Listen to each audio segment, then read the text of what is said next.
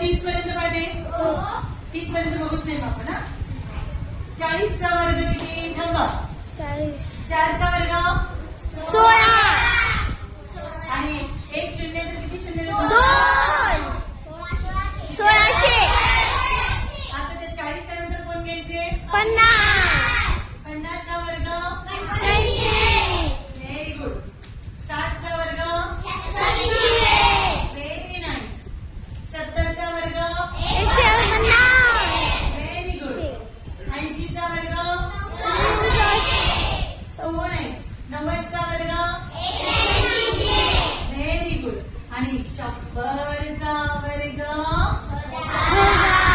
किती शून्य आहे 2 आहे आपण 3 नाही आता चुकलं तुमचं चुकलं 1 चा वर्ग आहे